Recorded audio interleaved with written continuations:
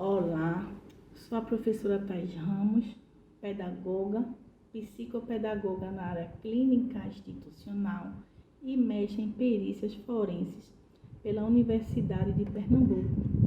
Primeiramente, quero agradecer à Faculdade Imaculada Conceição do Recife pela oportunidade de participar desse congresso internacional.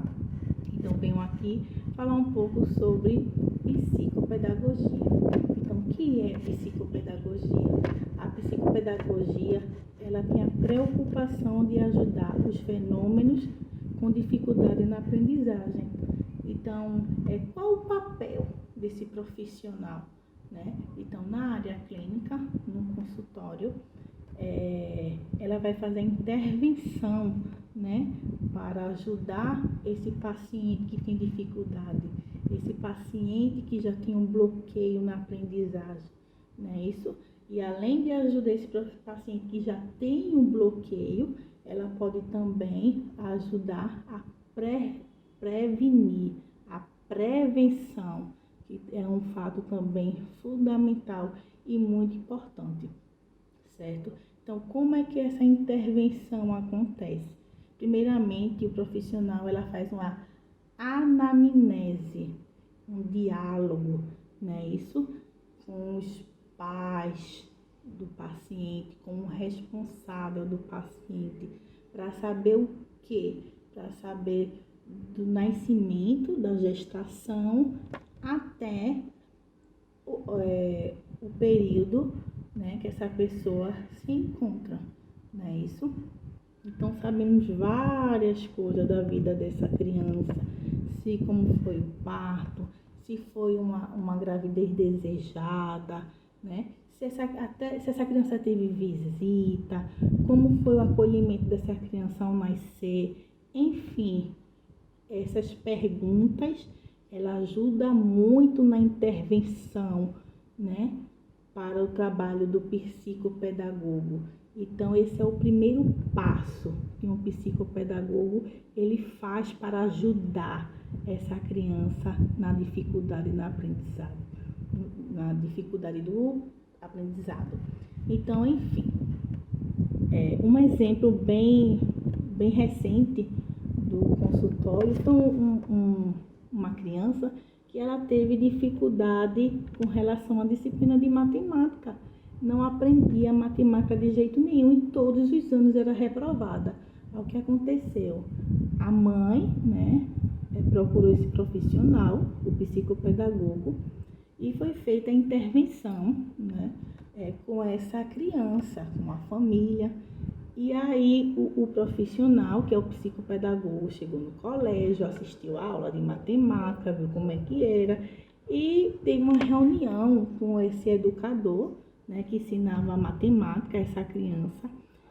Na intervenção, no consultório, onde faz essa intervenção, anamnese, tudinho, ela descobriu que ela tinha um dom, o foco dela era a culinária, ela tinha esse foco, gostava da culinária, gostava de ser, era uma criança que já tinha a mente de ser empreendedora. Enfim, essa criança não gostava de matemática e aí conversamos com a professora dela e com relação à matemática, culinária, pedimos para ela trabalhar a matemática utilizando a culinária de uma forma lúdica, certo?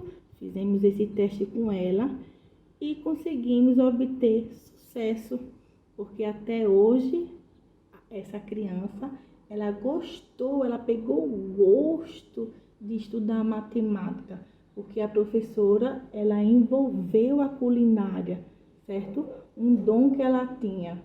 Então, hoje ninguém tira mais 10 na matemática sem ser essa criança, certo? Então, a psicopedagogia, ela tem essa preocupação em ajudar, em fazer essa intervenção, ok? Então, essa é o lado clínico, certo? Essa é a psicopedagogia clínica que trabalhamos dentro de um consultório, ok? Já a intervenção institucional, trabalhamos dentro de um colégio, certo? Então, dentro de um colégio, qual a função de um psicopedagogo? É justamente orientar o grupo de professores, certo?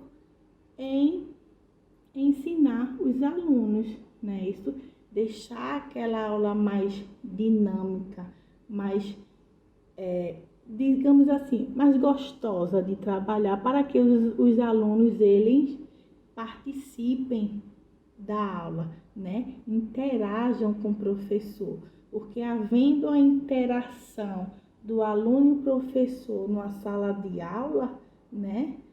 Ele com certeza vai aprender o conteúdo, né? Vai captar a mensagem com mais facilidade, ok? E outra parte também, digamos que existe um aluno que tem um bloqueio em sala de aula e não consiga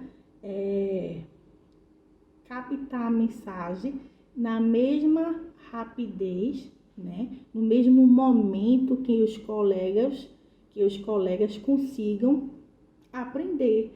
Aí entra aí também o psicopedagogo, vai ajudar aquele professor como trabalhar aquele conteúdo de uma forma prática, dinâmica e que ele consiga captar a mensagem, certo? Consiga acompanhar os colegas em sala de aula, ok?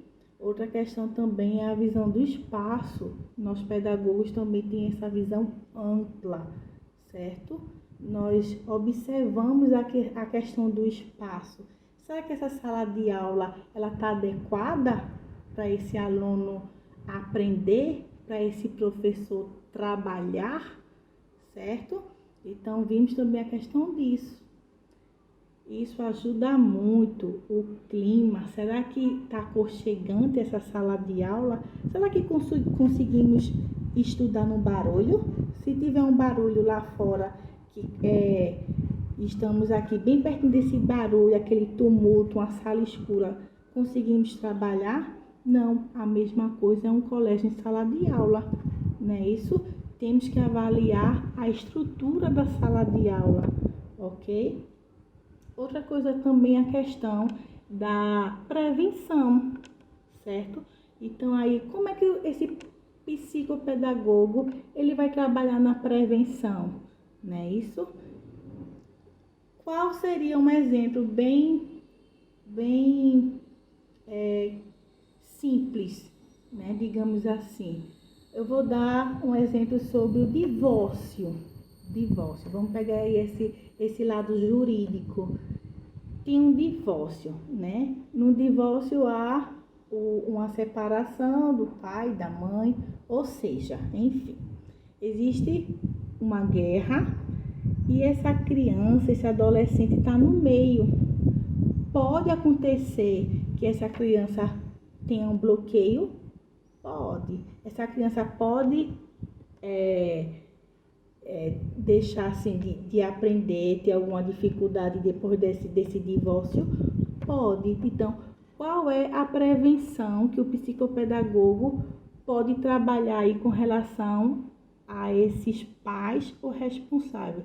Justamente orientar o que fazer, né? Para que esse fenômenozinho aqui que está no meio não passe por nenhum tipo de transtorno, nenhum tipo de bloqueio na aprendizagem, porque chega muito no consultório essa questão do divórcio e o filho ou a filha criar um bloqueio devido a essa separação, né? Isso devido a esse divórcio. Então, é de suma importância que a gente tenha, né, tenha ciência disso para que possamos trabalhar a mente dessa criança, né? Para que nada de bloqueio na área da educação aconteça com essa criança, ok? Então, Peço muito obrigada pela participação.